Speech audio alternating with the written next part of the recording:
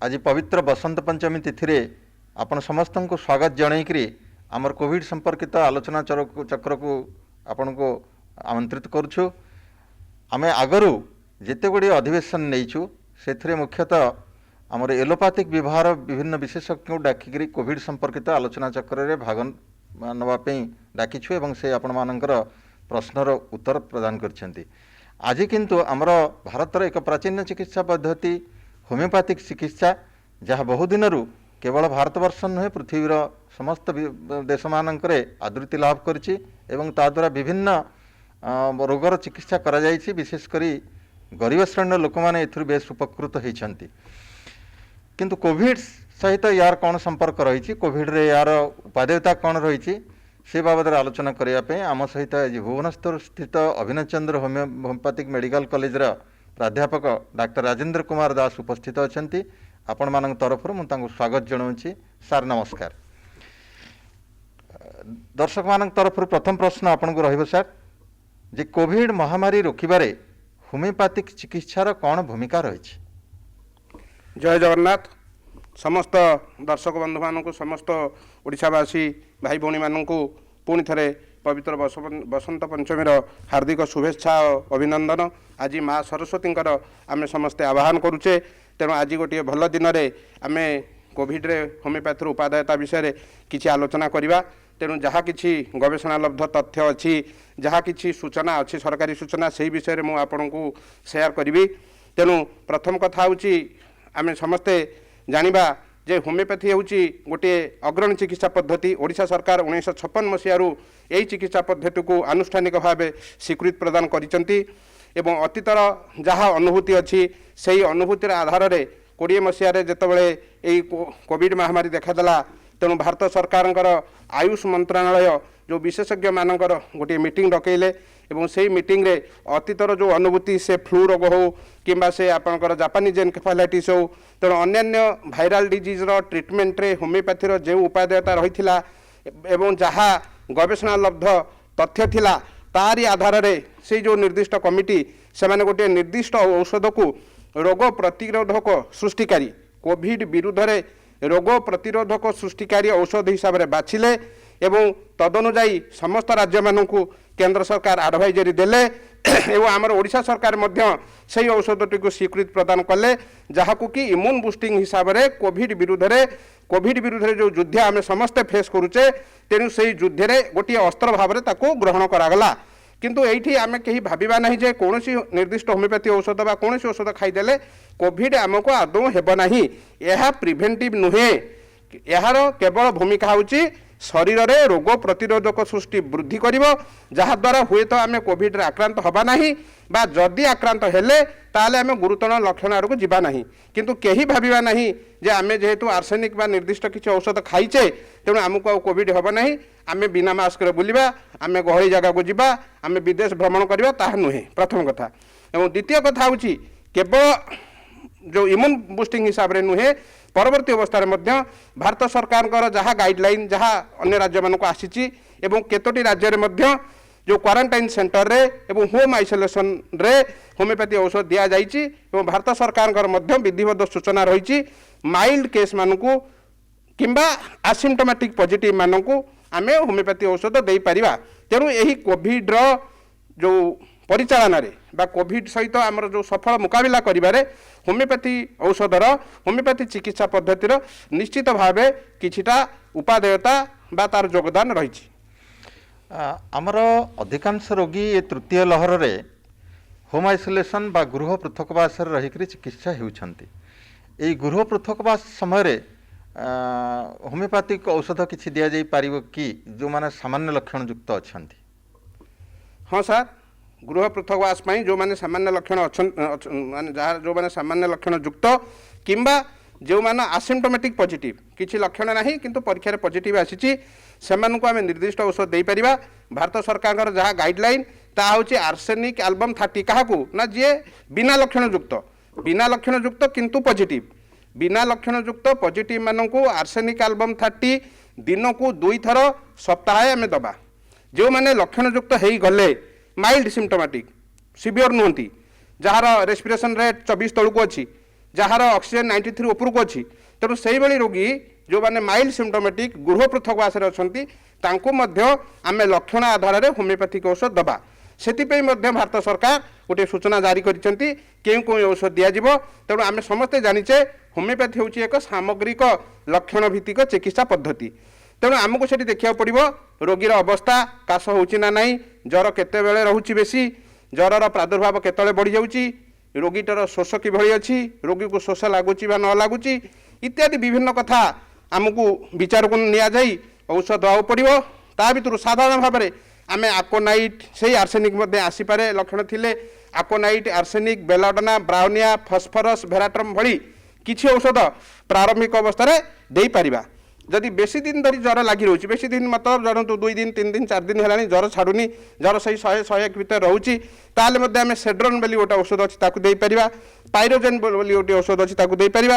ତେଣୁ ସାମଗ୍ରିକ ଲକ୍ଷଣ ଆଧାରରେ ସେ କାଶ ହେଉ ବା ନାକରୁ ଗନ୍ଧ ବା ଜିଭରୁ ଟେଷ୍ଟ ସ୍ୱାଦ ପଳାଉ କିମ୍ବା ଦୁର୍ବଳତା ଲାଗୁ କିମ୍ବା କିଛି ଜିଆଇ ସିମ୍ପଟମ୍ ଯଥା ପତଳା ଝାଡ଼ା ହେବା ବା ପେଟ କାଟି ହେବା, ପେଟ ଫୁମ୍ପେଇବା ଇତ୍ୟାଦି ଲକ୍ଷଣ ହେଉ, ଦୁର୍ବଳତା ହେଉ, ଗୋଡ଼ ହାତ ଘୋଳା ବିନ୍ଧା ହେଉ, ଗଣ୍ଠି ବିନ୍ଧା ହେଉ, ତେଣୁ ସମସ୍ତ ମାଇଲ୍ଡ ସିମ୍ପଟମ୍ ପାଇଁ ଯେଉଁମାନେ ଗୃହ ପୃଥକବାସରେ ଅଛନ୍ତି ନିଶ୍ଚିତ ଭାବରେ ହୋମିଓପାଥି ଔଷଧ ସେବନ କରିପାରିବେ ଏବଂ ତା'ର ଉପାଦେୟତା ଅଛି।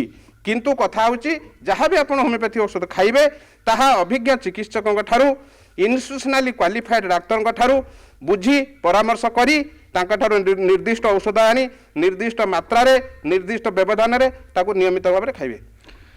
କୋଭିଡ୍ ପରେ ପରେ କିଛି ଲୋକଙ୍କଠାରେ ଆମେ କିଛି ଦିନ ଧରିକରି ଅଳ୍ପ ଅଳ୍ପ କାଶ ରହିବା, ଦୁର୍ବଳ ଲାଗିବା, କାମ କରିବାକୁ ଇଚ୍ଛା ନ ହେବା, ଭୋକ ନ ହେବା, ଏସବୁ ଲକ୍ଷଣ ଦେଖାଯାଉଛି କିଛି ଦିନ ଧରିକରି, ଯାହାକୁ ଆମେ ଲଙ୍ଗ୍ କୋଭିଡ୍ର ଆଖ୍ୟା ମଧ୍ୟ ଦେଉଛୁ। ସେପରି ରୋଗୀଙ୍କ ପାଇଁ ହୋମିଓପାଥିକର କିଛି ଚିକିତ୍ସା ଅଛି ନା ନାହିଁ? ହଁ ସାର୍, ତା ପାଇଁ ମଧ୍ୟ ନିଶ୍ଚିତ ଭାବରେ ସଫଳ ହୋମିଓପାଥି ଔଷଧ ଅଛି। ପୋଷ୍ଟ କୋଭିଡ୍ କ୍ଲିନିକାଲ୍ କଣ୍ଡିସନ୍ ଯାହାକୁ ଆମେ କହୁଛୁ ବା ଯାହା ଲଙ୍ଗ୍ କୋଭିଡ୍ ବୋଲି ମଧ୍ୟ କୁହାଯାଇପାରେ, ତେଣୁ ଯାହା ସେ କାଶ ହେଉ, ଜ୍ୱର ହେଉ, ଦୁର୍ବଳତା ହେଉ ତା ପାଇଁ ମଧ୍ୟ ସଫଳ ହୋମିଓପାଥି ଔଷଧ ମାନ ରହିଛି। ଧରନ୍ତୁ କୋଭିଡ୍ ପରେ କିଛି ଲୋକଙ୍କର ଶୁଖିଲା କାଶ ହୁଏ, ତଣ୍ଟି ଦର୍ଜ ଥାଏ, ତଣ୍ଟି ଗତଗତ ହୋଇଥାଏ, ମାନେ କୋଭିଡ୍ରୁ ଭଲ ହୋଇଯାଆନ୍ତି ମାନେ ଜ୍ୱର ନାହିଁ, ଆଉ କିଛି ବିଶେଷ ଅସୁବିଧା ନାହିଁ, ଅସଙ୍ଗତି ନାହିଁ, କେବଳ ଶୁଖିଲା କାଶ ରହୁଛି, ତଣ୍ଟି ଗତଗତ ହେଉଛି, ତଣ୍ଟି ଦର୍ଜ ହେଉଛି, ସେଇଭଳି କ୍ଷେତ୍ରରେ ଆମେ ବ୍ରାଉନିଆ, ରିଉମେକ୍ସ, ବେଲାଡୋନା এইভাবে কিছু ঔষধর প্রয়োগ করিপারিবা। কিন্তু পুଣି সেই কথা আউথরে মু কই রখুছি লক্ষণ ভিত্তিক চিকিৎসা এহা। তেণু হোমিওপ্যাথি ঔষধরে মানে হোমিওপ্যাথি চিকিৎসার নির্দিষ্ট ঔষধ চয়ন করা এতে সহজ নুহে, বহুত গুড়িয়ে দিগ প্রতি গুরুত্ব দেওয়া পড়ি থাকে। তেণু অভিজ্ঞ চিকিৎসক যে প্রকৃতরে ক্বালিফাইড ফিজিସିଆନ୍ସ তাঁর পরামর্শ নেইকি ঔষধ খাইবা। যদি কাশরে কফ বাহুচি শুখিলা কাশ নুহে তেণু সেটি আমি পলসেটিলা, স্টানোমেট, কার্বোভেজ, ক্রিওজট, আম্ব্রাগ্রেসিয়া এইভাবে কিছু ঔষধ উপযোগ করা যাই পারে। এত গুড়িয়ে ঔষধ কথা কাহি মু কହୁছি না এইগুড়াক সম্ভাব্য ঔষধ, এমিতি গোটিয়ে কিছু ঔষধ ନାହିଁ। যদি কোভিড পরে কাশ হচ্ছে আপনার যাই কাউন্টরু কইদেবে মতো গোটে পলসেটলা দিয়ন্তু মু নিয়ে খাইদেবি, সেভଳି সম্ভাবনা হোমিওপ্যাথি চিকিৎসার ନାହିଁ। গোটিয়ে নির্দিষ্ট রোগী নিমন্তে হুয়েত 5 প্রকার ঔষধর আবশ্যকতা থাইপারে নির্দিষ্ট রোগ নিমন্তে, এবং 5 জন রোগী নির্দিষ্ট রোগরে যদি সফর করুথান্তি তাঙ্ক পই 5 প্রকার ঔষধ বি দরকার হইপারে, এবং গোটিয়ে রোগীর 5 প্রকার কন্ডিশন পই মধ্যে 5 প্রকার ঔষধর আবশ্যকতা থাইপারে। তেণু এগুড়িক সম্ভাব্য ঔষধ নির্দিষ্ট চিকিৎসকଙ୍କ ଠାରୁ উপযুক্ত পরামর্শ গ্রহণ করি যদি নিয়মিত ভাবে আমি ঔষধ সেবন করিবা তাহলে সে কোভিড পরবর্তী কাশ, কোভিড পরবর্তী দুর্বলতা বা কোভিড পরবর্তী যাহা কিছু মস্কুলার পেন, গণ্ঠি পেন যে রয়েছে কিছু লোকଙ୍କର তা দিহরু নির্দিষ্ট ভাবে আমি উপশম পাইপারিবা। আমার কোভিড চিকিৎসা মুখ্যতঃ এলোপাথি পদ্ধতিরে করা যাଉଛି। এলোপাথিক ঔষধ অনেক লোক খাউଛନ୍ତି। আমি এলোপাথি ঔষধ খাইଥିବା সময়ে হোমিওপ্যাথিক ঔষধ খাইপারিবা কি? হ্যাঁ, আমি নিশ্চিত ভাবে খাইপারিবা। সাধারণ ভাবে আমার কিছু লোকଙ୍କର ধারণা রয়েছে যে একাবেলে আমি হোমিওপ্যাথি আয়ুর্বেদ বা হোমিওপ্যাথি এলোপাথি বা এলোপাথি আয়ুর্বেদ খাইপারিবা ନାହିଁ। তাহা সম্পূর্ণ ভাবে সত্য নুহে।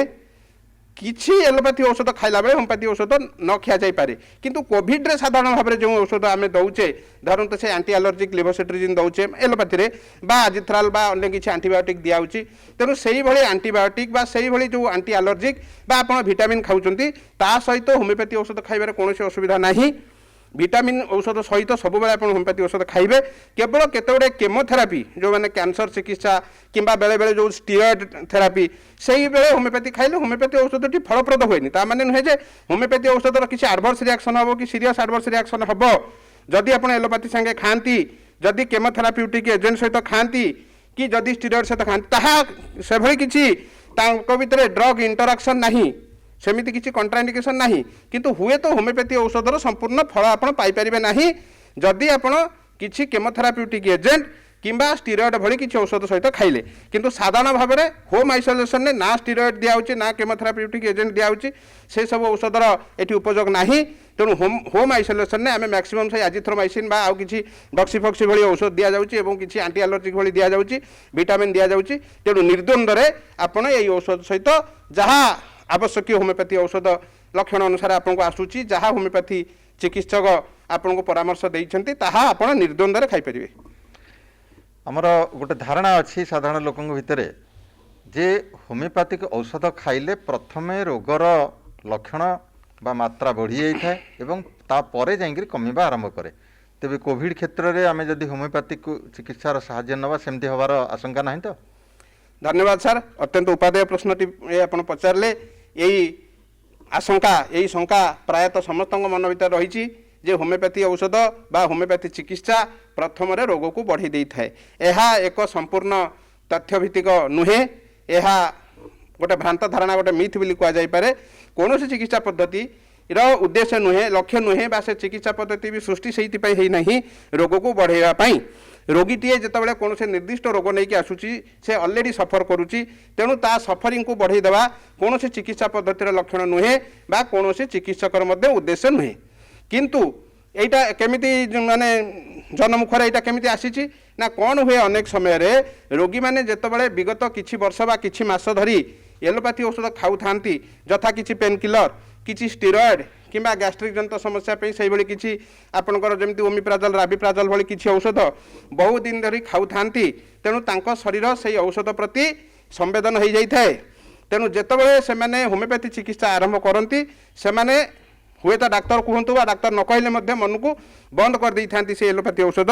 তেণু বন্ধ করেদেলা পরে যেহেতু শরীরের সংবেদনশীলতা সেই ঔষধ প্রতি বড়ি যাই, ড্রগ ডিপেন্ডেন্স বড়ি যাই, তেনি সেই ঔষধ ছাড়িদেলা পরে সেই রোগটি কিছু দিন পাই বড়ি যায়। তেণু যা কি সাধারণ ভাবে জনসাধারণ ভাবନ୍ତି যে এটা হোমিওপ্যাথি ঔষধ পাই হেলা, কিন্তু হোমিওপ্যাথি ঔষধ পাই সেভাবে হুয়ে না। তেণু এ ক্ষেত্রে কোভিড ক্ষেত্রে হোমিওপ্যাথি ঔষধ খাইলে কোভিডর লক্ষণ বড়ি যাবার কৌশি সম্ভাবনা না।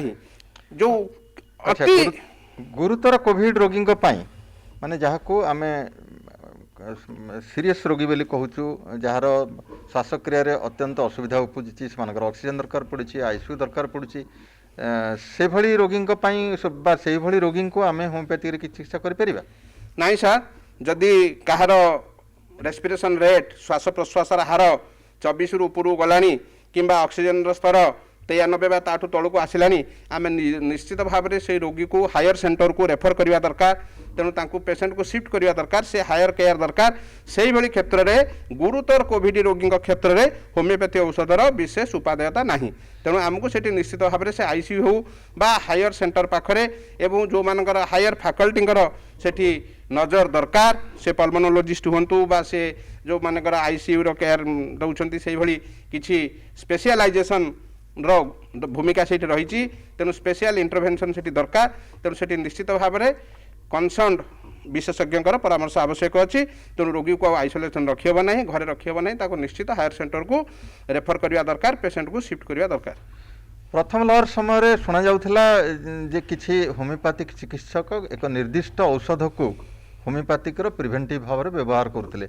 आपन तो टिके आगु कहि सारिचंती जे होमिओपैथिक निर्दिष्ट कौन रोगर कौन प्रतिषेधक बाहर करनी, किंतु यह मोटामोटी भाव शरीर रोग प्रतिरोधक शक्ति को बुस्टअप करे बढ़े दे था, जहाद्वारा रोगी केवल गोटे निर्दिष्ट रोग ने विभिन्न रोगर समस्या मुक्ति पाइबार शक्ति हासिल करे। तेबे एभली जो औषध व्यवहार करा जाउथिला तार फलाफल कौन थिला से बाबद टिके कहिबे? हाँ सर, उत्तम प्रश्न सर। तेणु आमे तो प्रिभेंटिव हिसाब से आर्सेनिक भारत सरकार आर्सेनिक बोली गोटे औषध कही आर्सेनिक एल्बम 30। तेणु परवर्ती अवस्था तार गाइडलाइन परिवर्तन होती प्रथम भारत सरकार कहते आर्सेनिक एल्बम 30 को 3 दिन मात्र खाइबे किए ना सुस्थ लोक माने समस्त जनसाधारण जे केस को एक्सपोज होना केस कंटाक्ट आसी ना से भाई साधारण समस्त लोक खाइबे और पुणी मासक थे प्रति मासक थे रिपीट करेंगे परवर्ती अवस्था गाइडलाइन कहला ना 3 मास थे जेहेतु कोविड संक्रमण व्यापक भाव में द्रुत गति वृद्धि पाइला तेणु भारत सरकार पुणी निर्देशनामा जारी कले जे से आर्सेनिक एल्बम 30 साइजर गुली आप जो होमिओपैथी औषध साधारण भाव में गुली दि जाए पानी भी दि जाए किंतु से गुलीर विभिन्न प्रकार साइज अच्छी तेणु 30 नंबर गुली थरके 4टी करी दिन को थरुटीए लगातार भाव में 3 दिन समस्ते खाइबे एवं पुणी 3 सप्ताह पर 21 दिन पर पुणी आउ 3 दिन खाइबे साधारण लोक जो मानकु रोग है नहीं बा रोगी संस्पर्श आसी ना किंतु जो माने रोगी संस्पर्श आसीगले किंतु वर्तमान सुधा कोविड बोली जना ना बा लक्षण आसी ना किंतु रोगी संस्पर्श आसचंती टेस्ट करना पॉजिटिव बोली जना जाई ना किंतु रोगी संस्पर्श आसचंती सेमानंक पे भारत सरकार कहते से आर्सेनिक एल्बम 30 7 दिन दिन को थरे लगातार 7 दिन खाइबे किंतु जेतेबेले आपण पॉजिटिव हो गले सिम्पटम नहीं पॉजिटिव हो जाइछंती आसिम्टोमेटिक पॉजिटिव आपण पाए कोविड रो किछि लक्षण नहीं सेतेबेले मध्य सेही आर्सेनिक एल्बम 30 किंतु दिन को 2 थर आगुरु आपण जेतेबेले सस्पेक्टेड केस मानकु कांटेक्ट मानकु थरुटिए दउथिले किंतु जेतेबेले आपण आसिम्टोमेटिक पॉजिटिव हो गले सेही औषध दिन को 2 थर सेवन करिवे सेही 7 दिन आ वान्स सिम्पटम आसीगला लक्षण किछि आसिला से ज्वर हो काश हो तंटी दर्द हो सर्दी छिंक हो सेतेबेले आर्सेनिक रो भूमिका नहीं सेतेबेले अन्य औषध को जीवा पड़ो डाक्तर को परामर्श करिया पड़ो द्वितीय प्रश्न सार पचारथिले एई जो आर्सेनिक दिया जाइथिला यार कोन किभली सफलता रहिथिला से विषय विभिन्न गवेषणा मान वर्तमान मध्य चालू रही तार जहाँ इंटरिम रिपोर्ट बा जार तार मध्यवर्तीकालीन जहाँ सूचना आसूची समस्त रिसर्च गुड़ाक फलप्रद माने आर्सेनिक एल्बम फलप्रद होती एवं गोटे north India north eastern India रे मध्य गोटे रिसर्च होता सेठी से माने कहउछंती जो सेल सिग्नालिंग पाथवे आर्सेनिक बोध हुए सेल सिग्नालिंग पाथवे जो सेल रो विभिन्न जो शरीर भितर जो माने प्रति कोष भितर जो जटिल प्रक्रिया चले तेणु से प्रक्रिया रे सेल सिग्नालिंग रे आर्सेनिक बोध हुए किछि परिवर्तन आनिकिरी तेणु इम्यूनिटी बढ़ाऊँगी आम समस्ते जानीचे जे जो नॉन स्पेसिफिक इम्यूनिटी कथा मुझे कहती स्पेसिफिक इम्यूनिटी तो केवल स्पेसिफिक एंटीजेन रे ही हम एंटीबॉडी तैयारी किंतु नॉन स्पेसिफिक इम्यूनिटी गुरुत्व बहुत बेसी रही आम समस्त केवल कोविड नुहे अन्य समस्त रोग तेणु नॉन स्पेसिफिक इम्यूनिटी रे जो शरीर विभिन्न प्रकार कोष अच्छा से लिम्फोसाइट हूँ बा विभिन्न प्रकार जो सेल अच्छा से सठिक समन्वय बा सेमानकर कार्यदक्षता वृद्धि ए सबू हुए तो बहुत हुए आर्सेनिक करें जोटी जोटी आर्सेनिक दिखाई विशेषकर आप जानी सोशल मीडिया भी आसीला पेपर आसाला गुजरात में तार गोटे सफल परीक्षण कराइला महाराष्ट्र जो धरा भी स्लम कंट्रोल करा महाराष्ट्र सरकार गुजरात सरकार केरल सरकार एमाने आनुष्ठानिक भाव में जो क्वारंटाइन सेंटर गुड़िक आर्सेनिक बांटी से तार किसी सुफल मिलता। धन्यवाद सर बहुत सुंदर और उपादेय तथ्य आज आम दर्शक बंधु मानक आपन देले होमिओपैथिक निश्चित भाव में आमर गोटे मौलिक चिकित्सा पद्धति यह द्वारा विभिन्न रोग को उपशम करिवार नजीर रही एवं यह फलप्रद भाव अनेक क्षेत्र में व्यवहृत हो आसुची अनेक दिन तेणु कोविड रे यार भूमिका कौन आपण मानक सार प्रांजल भाव में बुझेले यार सुझाव नवाप अनुरोध गोटे कथा शेष कहबी जे केबे हेले आमे जेकोसी चिकित्सा नौ बा न नौ कोविड नियम को अणदेखा करवा नहीं किंबा मन इच्छा एलोपैथिक हो आयुर्वेदिक हो बा होमिओपैथिक हो कौन औषध निजे निजे न खाई विशेषज्ञ परामर्श नहीं व्यवहार करवा।